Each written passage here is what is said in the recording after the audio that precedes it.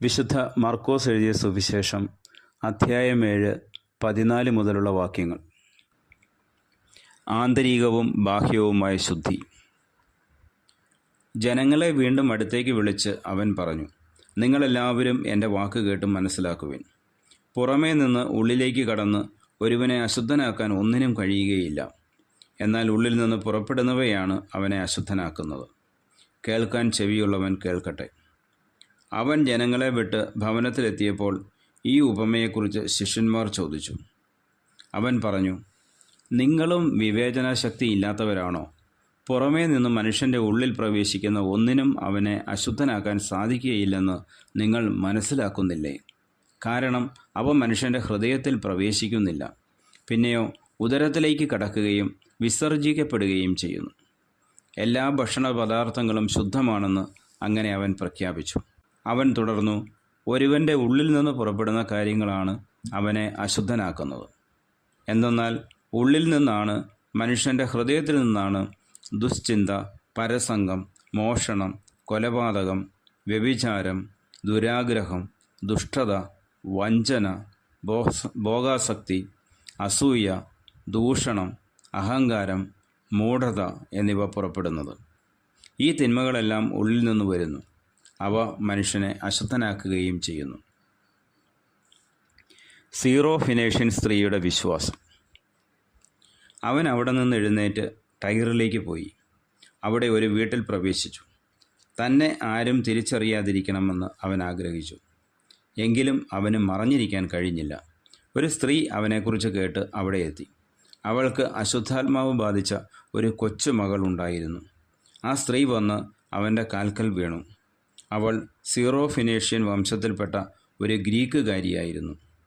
തൻ്റെ മകളിൽ നിന്ന് പിശാചിനെ ബഹിഷ്കരിക്കണമെന്ന് അവൾ അവനോട് അപേക്ഷിച്ചു.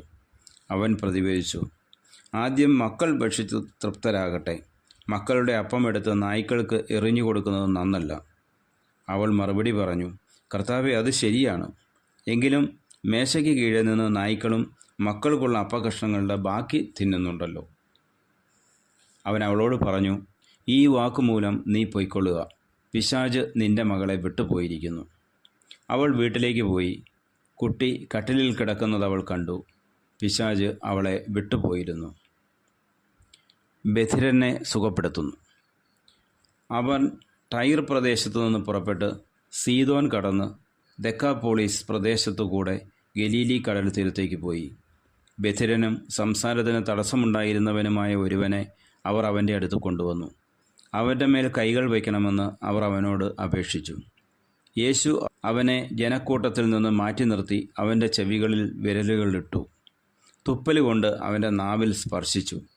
സ്വർഗത്തിലേക്ക് നോക്കി നെടുവീർപ്പിട്ടുകൊണ്ട് അവനോട് പറഞ്ഞു, എഫാത്ത, തുറക്കപ്പെടട്ടെ എന്നർത്ഥം. ഉടനെ അവൻ്റെ ചെവികൾ തുറന്നു, നാവിൻ്റെ കെട്ടഴിഞ്ഞു. അവൻ സ്ഫുടമായി സംസാരിച്ചു. ഇക്കാര്യം ആരോടും പറയരുതെന്ന് അവൻ അവരെ വിലക്കി. എന്നാൽ എത്രയേറെ അവൻ വിലക്കിയോ അത്രയേറെ ശുഷ്കാന്തിയോടെ അവർ അത് പ്രഘോഷിച്ചു. അവർ അളവറ്റ വിസ്മയത്തോടെ പറഞ്ഞു, അവൻ എല്ലാ കാര്യങ്ങളും നന്നായി ചെയ്യുന്നു. ബധിരർക്ക് ശ്രവണശക്തിയും ഊമർക്ക് സംസാരശക്തിയും നൽകുന്നു. അധ്യായം 8. യേശു വീണ്ടും അപ്പം വർദ്ധിപ്പിക്കുന്നു. ആ ദിവസങ്ങളിൽ വീണ്ടും ഒരു വലിയ ജനാവലി ഒന്നിച്ചുകൂടി. അവർക്ക് ഭക്ഷിക്കാൻ ഒന്നുമുണ്ടായിരുന്നില്ല. അവൻ ശിഷ്യന്മാരെ വിളിച്ചു പറഞ്ഞു, ഈ ജനക്കൂട്ടത്തോട് എനിക്ക് അനുകമ്പ തോന്നുന്നു. ഇവർ 3 ദിവസമായി എന്നോട് കൂടെയാണ്. അവർക്ക് ഭക്ഷിക്കാൻ ഒന്നുമില്ല. അവരെ വിശപ്പോടെ വീട്ടിലേക്ക് പറഞ്ഞയച്ചാൽ വഴിയിൽ തളർന്നു വീണേക്കാം. ചിലർ ദൂരെ നിന്ന് വന്നവരാണ്. ശിഷ്യന്മാർ അവനോട് ചോദിച്ചു, ഈ വിജന സ്ഥലത്ത് ഇവർക്കെല്ലാം അപ്പം കൊടുക്കുന്നത് എങ്ങനെ? അവൻ ചോദിച്ചു, നിങ്ങളുടെ പക്കൽ എത്ര അപ്പമുണ്ട്? 7 എന്നവർ പറഞ്ഞു. അവൻ ജനക്കൂട്ടത്തോട് നിലത്തിരിക്കാൻ ആജ്ഞാപിച്ചു. പിന്നീട് അവൻ ആ 7 അപ്പം എടുത്ത് കൃതജ്ഞതാ സ്തോത്രം ചെയ്ത് മുറിച്ച് ജനങ്ങൾക്ക് വിളമ്പാൻ ശിഷ്യന്മാരെ ഏൽപ്പിച്ചു. അവർ അത് ജനങ്ങൾക്ക് വിളമ്പി. കുറേ ചെറിയ മത്സ്യങ്ങളും അവരുടെ പക്കലുണ്ടായിരുന്നു. അവൻ അവയും ആശീർവദിച്ചു വിളമ്പാൻ ശിഷ്യന്മാരെ ഏൽപ്പിച്ചു. ജനം ഭക്ഷിച്ച് തൃപ്തരായി.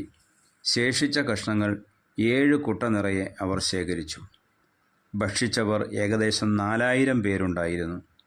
അവൻ അവരെ പറഞ്ഞയച്ചതിനു ശേഷം ശിഷ്യന്മാരോടൊപ്പം ഒരു വഞ്ചിയിൽ കയറി ദൽമാനൂത്ത പ്രദേശത്തേക്ക് പോയി. ഫരിസയർ അടയാളം ആവശ്യപ്പെടുന്നു. ഫരിസയർ വന്ന് അവനുമായി തർക്കിക്കാൻ തുടങ്ങി. അവർ അവനെ പരീക്ഷിച്ചുകൊണ്ട് സ്വർഗത്തിൽ നിന്ന് ഒരടയാളം ആവശ്യപ്പെട്ടു. അവൻ ആത്മാവിൽ അഗാധമായി നെടുവേർപ്പെട്ടുകൊണ്ട് പറഞ്ഞു, എന്തുകൊണ്ടാണ് ഈ തലമുറ അടയാളം അന്വേഷിക്കുന്നത്? സത്യമായി ഞാൻ നിങ്ങളോട് പറയുന്നു, ഈ തലമുറയ്ക്ക് അടയാളം നൽകപ്പെടുകയില്ല. അവൻ അവരെ വിട്ട് വീണ്ടും വഞ്ചിയിൽ കയറി മറുകരയിലേക്ക് പോയി. ഫരിസയരുടെ പുളിമാവ്. ശിഷ്യന്മാർ അപ്പമെടുക്കാൻ മറന്നുപോയിരുന്നു. വഞ്ചിയിൽ അവരുടെ പക്കൽ ഒരപ്പം മാത്രമേ ഉണ്ടായിരുന്നുള്ളൂ. അവൻ മുന്നറിയിപ്പ് നൽകി, നിങ്ങൾ ജാഗരൂകരായിരിക്കുവിൻ. ഫരിസയരുടെയും ഹെറോദേസിൻ്റെയും പുളിപ്പിനെക്കുറിച്ച് കരുതലോടെ ഇരിക്കുവിൻ. അവൻ ഇങ്ങനെ പറഞ്ഞത് തങ്ങളുടെ പക്കൽ അപ്പം ഇല്ലാത്തതുകൊണ്ടാണെന്ന് അവർ പരസ്പരം പറഞ്ഞു. ഇത് മനസ്സിലാക്കി യേശു അവരോട് പറഞ്ഞു, നിങ്ങൾക്ക് അപ്പമില്ലാത്തതിനെക്കുറിച്ച് എന്തിനു തർക്കിക്കുന്നു? ഇനിയും നിങ്ങൾ മനസ്സിലാക്കുകയും ഗ്രഹിക്കുകയും ചെയ്യുന്നില്ലേ? നിങ്ങളുടെ ഹൃദയങ്ങൾ മന്ദീഭവിച്ചിരിക്കുന്നുവോ? കണ്ണുണ്ടായിട്ടും നിങ്ങൾ കാണുന്നില്ലേ? ചെവിയുണ്ടായിട്ടും നിങ്ങൾ കേൾക്കുന്നില്ലേ? നിങ്ങൾ ഓർമ്മിക്കുന്നില്ലേ? 5 അപ്പം ഞാൻ 5000 പേർക്കായി ഭാഗിച്ചപ്പോൾ ശേഷിച്ച കഷ്ണങ്ങൾ നിങ്ങൾ എത്ര കുട്ട നിറച്ചെടുത്തു? 12 എന്നവർ പറഞ്ഞു. 7 അപ്പം 4000 പേർക്ക് വീതിച്ചപ്പോൾ മിച്ചം വന്ന കഷ്ണങ്ങൾ നിങ്ങൾ എത്ര കുട്ട എടുത്തു? 7 എന്നവർ മറുപടി പറഞ്ഞു. അവൻ ചോദിച്ചു, എന്നിട്ടും നിങ്ങൾ ഗ്രഹിക്കുന്നില്ലേ? അന്ധന് കാഴ്ച. പിന്നീട് അവൻ ബെത്സയിദായിലെത്തി. കുറേ പേർ ഒരന്ധനെ അവൻ്റെ അടുത്ത് കൊണ്ടുവന്ന് അവനെ സ്പർശിക്കണമെന്ന് യേശുവിനോട് അപേക്ഷിച്ചു. അവൻ അന്ധനെ കൈക്ക് പിടിച്ച് ഗ്രാമത്തിന് വെളിയിലേക്ക് കൊണ്ടുപോയി. അവൻ്റെ കണ്ണുകളിൽ തുപ്പിയ ശേഷം അവൻ്റെ മേൽ കൈകൾ വെച്ചുകൊണ്ട് ചോദിച്ചു, നീ എന്തെങ്കിലും കാണുന്നുണ്ടോ? നോക്കിയിട്ട് അവൻ പറഞ്ഞു, ഞാൻ മനുഷ്യരെ കാണുന്നുണ്ട്. അവർ മരങ്ങളെപ്പോലിരിക്കുന്നു. നടക്കുന്നതായും കാണുന്നു. വീണ്ടും യേശു അവൻ്റെ കണ്ണുകളിൽ കൈകൾ വെച്ചു. അവൻ സൂക്ഷിച്ചു നോക്കി. കാഴ്ച തിരിച്ചു കിട്ടുകയും ചെയ്തു. അവൻ എല്ലാ വസ്തുക്കളും വ്യക്തമായി കണ്ടു. ഗ്രാമത്തിൽ പ്രവേശിക്കുക പോലും ചെയ്യരുത് എന്ന് പറഞ്ഞ് യേശു അവനെ വീട്ടിലേക്ക് അയച്ചു. പത്രോസിൻ്റെ വിശ്വാസ പ്രഖ്യാപനം. യേശുവും ശിഷ്യന്മാരും കേസറിയ ഫിലിപ്പിയിലെ ഗ്രാമങ്ങളിലേക്ക് പുറപ്പെട്ടു. വഴിമധ്യേ അവൻ ശിഷ്യന്മാരോട് ചോദിച്ചു, ഞാൻ ആരെന്നാണ് ആളുകൾ പറയുന്നത്? അവർ പറഞ്ഞു, ചിലർ സ്നാപകയോഹന്നാൻ എന്നും മറ്റു ചിലർ ഏലിയ എന്നും വേറെ ചിലർ പ്രവാചകന്മാരിൽ ഒരുവൻ എന്നും പറയുന്നു. അവൻ ചോദിച്ചു, എന്നാൽ ഞാൻ ആരെന്നാണ് നിങ്ങൾ പറയുന്നത്? പത്രോസ് മറുപടി പറഞ്ഞു, നീ ക്രിസ്തുവാണ്. തന്നെക്കുറിച്ച് ആരോടും പറയരുതെന്ന് അവൻ അവരോട് കൽപ്പിച്ചു. പീഡാനുഭവവും ഉത്ഥാനവും. 1-ാം പ്രവചനം. മനുഷ്യപുത്രൻ വളരെയേറെ സഹിക്കുകയും ജനപ്രമാണികൾ, പ്രധാന പുരോഹിതന്മാർ, നിയമജ്ഞർ എന്നിവരാൽ തിരസ്കരിക്കപ്പെടുകയും വധിക്കപ്പെടുകയും 3 ദിവസങ്ങൾക്ക് ശേഷം ഉയർത്തെഴുന്നേൽക്കുകയും ചെയ്യേണ്ടിയിരിക്കുന്നുവെന്ന് അവൻ അവരെ പഠിപ്പിക്കാൻ തുടങ്ങി. അവൻ ഇക്കാര്യം തുറന്നു പറഞ്ഞു. അപ്പോൾ പത്രോസ് അവനെ മാറ്റി നിർത്തിക്കൊണ്ട് തടസ്സം പറയാൻ തുടങ്ങി. യേശു പിന്തിരിഞ്ഞു നോക്കിയപ്പോൾ ശിഷ്യന്മാർ നിൽക്കുന്നത് കണ്ട് പത്രോസിനെ ശാസിച്ചുകൊണ്ട് പറഞ്ഞു, സാത്താനെ, നീ എൻ്റെ മുമ്പിൽ നിന്ന് ദൂരെ പോകൂ. നിന്റെ ചിന്ത ദൈവികമല്ല, മാനുഷികമാണ്. സാത്താനെ, നീ എൻ്റെ മുമ്പിൽ നിന്ന് പോകൂ. നിന്റെ ചിന്ത ദൈവികമല്ല, മാനുഷികമാണ്. അവൻ ശിഷ്യന്മാരോടൊപ്പം ജനക്കൂട്ടത്തെയും തൻ്റെ അടുത്തേക്ക് വിളിച്ചു വരുത്തി അവരോട് പറഞ്ഞു, ആരെങ്കിലും എന്നെ അനുഗമിക്കാൻ ആഗ്രഹിക്കുന്നെങ്കിൽ അവൻ തന്നെ പരിത്യജിച്ച് തൻ്റെ കുരിശുമെടുത്ത് എന്നെ അനുഗമിക്കട്ടെ. സ്വന്തം ജീവൻ രക്ഷിക്കാൻ ആഗ്രഹിക്കുന്നവൻ അത് നഷ്ടപ്പെടുത്തും. ആരെങ്കിലും എനിക്ക് വേണ്ടിയോ സുവിശേഷത്തിനു വേണ്ടിയോ സ്വന്തം ജീവൻ നഷ്ടപ്പെടുത്തിയാൽ അവൻ അതിനെ രക്ഷിക്കും. ഒരുവൻ ലോകം മുഴുവൻ നേടിയാലും തൻ്റെ ആത്മാവിനെ നഷ്ടപ്പെടുത്തിയാൽ അതുകൊണ്ട് അവൻ എന്തു പ്രയോജനം? മനുഷ്യൻ സ്വന്തം ആത്മാവിന് പകരമായി എന്തു കൊടുക്കും? പാപം നിറഞ്ഞതും അവിശ്വസ്തവുമായ ഈ തലമുറയിൽ എന്നെക്കുറിച്ചോ എൻ്റെ വചനങ്ങളെക്കുറിച്ചോ ലജ്ജിക്കുന്നവനെപ്പറ്റി മനുഷ്യപുത്രനും തൻ്റെ പിതാവിൻ്റെ മഹത്വത്തിൽ പരിശുദ്ധ ദൂതന്മാരോടുകൂടെ വരുമ്പോൾ ലജ്ജിക്കും. അധ്യായം 9. അവൻ അവരോട് പറഞ്ഞു, ദൈവരാജ്യം ശക്തിയോടെ സമാഗതമാകുന്നത് കാണുന്നതുവരെ മരിക്കുകയില്ലാത്ത ചിലർ ഇവിടെ നിൽക്കുന്നവരിലുണ്ടെന്ന് സത്യമായി ഞാൻ നിങ്ങളോട് പറയുന്നു. യേശു രൂപാന്തരപ്പെടുന്നു. 6 ദിവസം കഴിഞ്ഞ് പത്രോസ്, യാക്കോബ്, യോഹന്നാൻ എന്നിവരെ മാത്രം കൂട്ടിക്കൊണ്ട് യേശു ഒരു ഉയർന്ന മലയിലേക്ക് പോയി. അവൻ അവരുടെ മുമ്പിൽ വെച്ച് രൂപാന്തരപ്പെട്ടു. അവൻ്റെ വസ്ത്രങ്ങൾ ഭൂമിയിലെ ഏതൊരു അലക്കുകാരനും വെളുപ്പിക്കാൻ കഴിയുന്നതിനേക്കാൾ വെണ്മയും തിളക്കവുമുള്ളവയായി. ഏലിയായും മോശയും പ്രത്യക്ഷപ്പെട്ട് യേശുവിനോട് സംസാരിച്ചുകൊണ്ടിരുന്നു. അപ്പോൾ പത്രോസ് യേശുവിനോട് പറഞ്ഞു, ഗുരു, നാം ഇവിടെ ആയിരിക്കുന്നത് നല്ലതാണ്. ഞങ്ങൾ 3 കൂടാരങ്ങളുണ്ടാക്കാം. ഒന്ന് നിനക്ക്, ഒന്ന് മോശയ്ക്ക്, ഒന്ന് ഏലിയായിക്ക്. എന്താണ് പറയേണ്ടതെന്ന് അവൻ അറിഞ്ഞുകൂടായിരുന്നു. അവർ അത്രയ്ക്ക് ഭയപ്പെട്ടിരുന്നു. അപ്പോൾ ഒരു മേഘം വന്ന് അവരെ ആവരണം ചെയ്തു. മേഘത്തിൽ നിന്ന് ഒരു സ്വരം പുറപ്പെട്ടു, ഇവൻ എൻ്റെ പ്രിയപുത്രൻ, ഇവൻ്റെ വാക്ക് ശ്രവിക്കുവിൻ.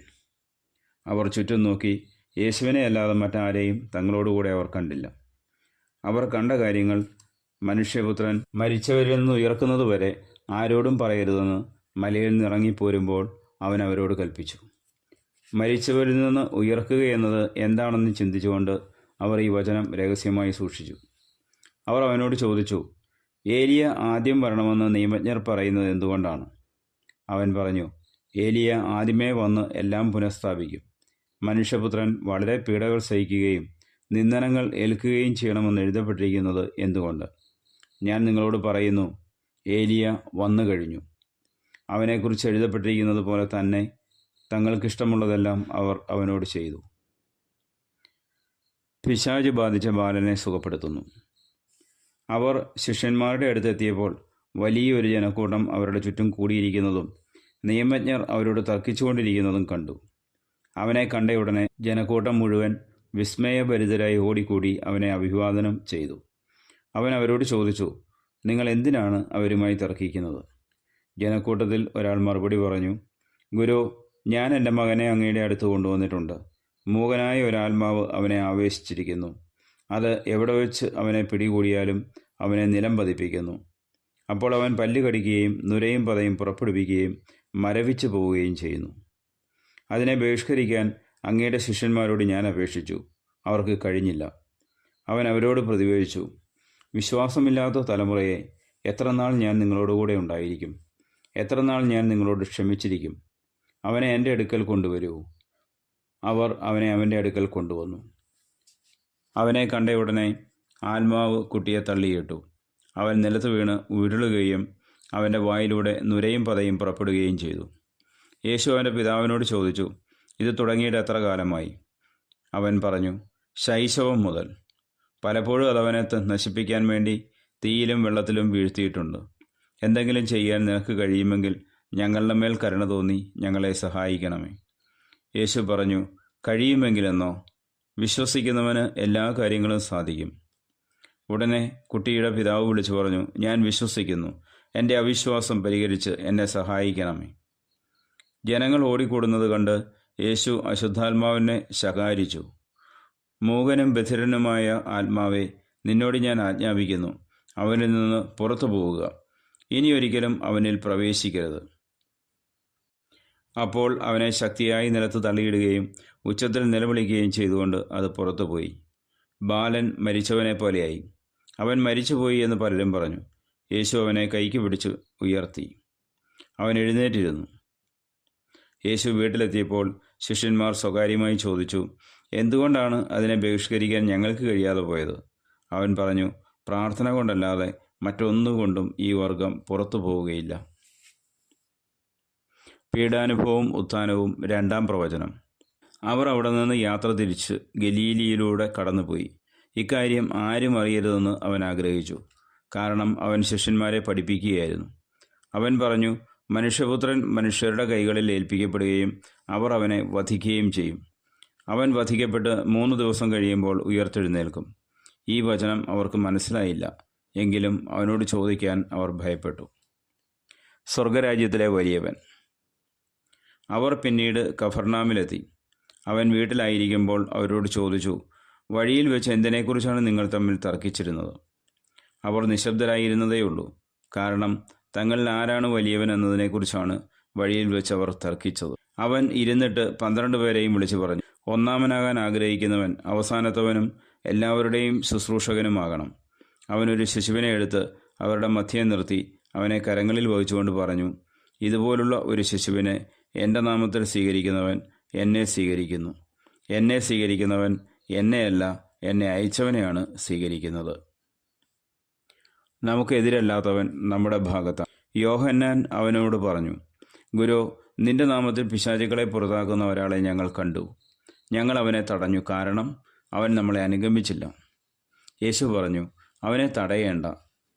ഒരുവന് എൻ്റെ നാമത്തിൽ അത്ഭുതപ്രവൃത്തി ചെയ്യുവാനും ഉടനെ എന്നെക്കുറിച്ച് ദൂഷണം പറയുവാനും സാധിക്കുകയില്ല. നമുക്കെതിരല്ലാത്തവൻ നമ്മുടെ പക്ഷത്താണ്. സത്യമായി ഞാൻ നിങ്ങളോട് പറയുന്നു, നിങ്ങൾ ക്രിസ്തുവിനുള്ളവരാകിയാൽ അവൻ്റെ നാമത്തിൽ ആരെങ്കിലും നിങ്ങൾക്ക് ഒരു പാത്രം വെള്ളം കുടിക്കാൻ തന്നാൽ അവന് പ്രതിഫലം ലഭിക്കാതിരിക്കുകയില്ല. ദുഷ്പ്രേരണകൾ നൽകാതിരിക്കുക. വിശ്വസിക്കുന്ന ഈ ചെറിയവരിൽ ഒരുവന് ഇടർച്ച വരുത്തുന്നവൻ ആരായാലും അവന് കൂടുതൽ നല്ലത് ഒരു വലിയ തിരികല്ല് കഴുത്തിൽ കെട്ടി കടലിൽ എറിയപ്പെടുന്നതാണ്. നിന്റെ കൈ നിനക്ക് ദുഷ്പ്രേരണയ്ക്ക് കാരണമാകുന്നെങ്കിൽ അത് വെട്ടിക്കളയുക. ഇരു കൈകളുമുള്ളവനായി നരകത്തിലെ കെടാത്ത അഗ്നിയിൽ നിപതിക്കുന്നതിനേക്കാൾ നല്ലത് അംഗഹീനനായി ജീവനിലേക്ക് പ്രവേശിക്കുന്നതാണ്. നിന്റെ പാദം നിനക്ക് ദുഷ്പ്രേരണയ്ക്ക് കാരണമാകുന്നെങ്കിൽ അത് മുറിച്ചു കളയുക. 2 പാദങ്ങളുമുള്ളവനായി നരകത്തിലെറിയപ്പെടുന്നതിനേക്കാൾ നല്ലത് മുടന്തനായി ജീവനിലേക്ക് പ്രവേശിക്കുന്നതാണ്. നിന്റെ കണ്ണ് മൂലം നിനക്ക് ദുഷ്പ്രേരണയുണ്ടാകുന്നെങ്കിൽ അത് ചൂഴ്ന്നെടുത്ത് എറിഞ്ഞു കളയുക. ഇരു കണ്ണുകളുമുള്ളവനായി പുഴു ചാകാത്തതും തീ കെടാത്തതുമായ നരകത്തിലേക്ക് എറിയപ്പെടുന്നതിനേക്കാൾ നല്ലത് ഒരു കണ്ണോടുകൂടെ ദൈവരാജ്യത്തിലേക്ക് പ്രവേശിക്കുന്നതാണ്. കാരണം എല്ലാവരും അഗ്നിയാൽ ഉറകൂട്ടപ്പെടും. ഉപ്പ് നല്ലതാണ്, എന്നാൽ ഉറ കെട്ടുപോയാൽ പിന്നെ എന്തുകൊണ്ട് അതിന് ഉറ കൂട്ടും? നിങ്ങളിൽ ഉപ്പ് ഉണ്ടായിരിക്കട്ടെ, പരസ്പരം സമാധാനത്തിൽ വർദ്ധിക്കുകയും ചെയ്യുവിൻ. അധ്യായം 10. വിവാഹമോചനത്തെ സംബന്ധിച്ച പ്രബോധനം. അവൻ അവിടം വിട്ട് യൂദയായിലേക്കും ജോർദാനും മറുകരയിലേക്കും പോയി. വീണ്ടും ജനങ്ങൾ അവൻ്റെ അടുക്കൽ ഒരുമിച്ച് കൂടി. പതിവ് പോലെ അവൻ അവരെ പഠിപ്പിച്ചു. ഫരിസയർ വന്ന് അവനെ പരീക്ഷിച്ചുകൊണ്ട് ചോദിച്ചു, ഭാര്യയെ ഉപേക്ഷിക്കുന്നത് നിയമാനുസൃതമാണോ? അവൻ മറുപടി പറഞ്ഞു, മോശ എന്താണ് നിങ്ങളോട് കൽപ്പിച്ചത്? അവർ പറഞ്ഞു, ഉപേക്ഷാപത്രം കൊടുത്ത് അവളെ ഉപേക്ഷിക്കാൻ മോശ അനുവദിച്ചിട്ടുണ്ട്. യേശു പറഞ്ഞു, നിങ്ങളുടെ ഹൃദയകാഠിന്യം കൊണ്ടാണ് മോശ ഈ നിയമം നിങ്ങൾക്ക് വേണ്ടി എഴുതിയത്. എന്നാൽ സൃഷ്ടിയുടെ ആരംഭം മുതലേ ദൈവം അവരെ പുരുഷനും സ്ത്രീയുമായി സൃഷ്ടിച്ചു. ഇക്കാരണത്താൽ പുരുഷൻ പിതാവിനെയും മാതാവിനെയും വിടുകയും അവർ ഇരുവരും ഒരു ശരീരമായി തീരുകയും ചെയ്യും. പിന്നീട് ഒരിക്കലും അവർ രണ്ടല്ല, ഒറ്റ ശരീരമായിരിക്കും. അതിനാൽ ദൈവം സംയോജിപ്പിച്ചത് മനുഷ്യൻ വേർപെടുത്താതിരിക്കട്ടെ. ഇക്കാര്യത്തെക്കുറിച്ച് ശിഷ്യന്മാർ വീട്ടിൽ വെച്ച് വീണ്ടും അവനോട് ചോദിച്ചു. അവൻ പറഞ്ഞു, ഭാര്യയെ ഉപേക്ഷിച്ച് മറ്റൊരുവളെ വിവാഹം ചെയ്യുന്നവൻ വ്യഭിചാരം ചെയ്യുന്നു. ഭർത്താവിനെ ഉപേക്ഷിച്ച് മറ്റൊരാളെ വിവാഹം ചെയ്യുന്നവളും വ്യഭിചാരം ചെയ്യുന്നു. ശിശുക്കളെ അനുഗ്രഹിക്കുന്നു. അവൻ തൊട്ട് അനുഗ്രഹിക്കുന്നതിനു വേണ്ടി ശിശുക്കളെ അവൻ്റെ അടുക്കൽ കൊണ്ടുവന്നു. ശിഷ്യന്മാരാകട്ടെ അവരെ ശകാരിച്ചു. ഇത് കണ്ടപ്പോൾ യേശു കോപിച്ച് അവരോട് പറഞ്ഞു, ശിശുക്കൾ എൻ്റെ അടുത്ത് വരാൻ അനുവദിക്കുവിൻ, അവരെ തടയരുത്. എന്തെന്നാൽ ദൈവരാജ്യം അവരെപ്പോലെയുള്ളവരുടേതാണ്. സത്യമായി ഞാൻ നിങ്ങളോട് പറയുന്നു, ശിശുവിനെ പോലെ ദൈവരാജ്യം സ്വീകരിക്കാത്ത ആരും അതിൽ പ്രവേശിക്കുകയില്ല. അവൻ ശിശുക്കളെ എടുത്ത് അവരുടെ മേൽ കൈകൾ വെച്ച് അനുഗ്രഹിച്ചു. നമ്മുടെ കർത്താവായ മിശിഹായിക്ക് സ്തുതി.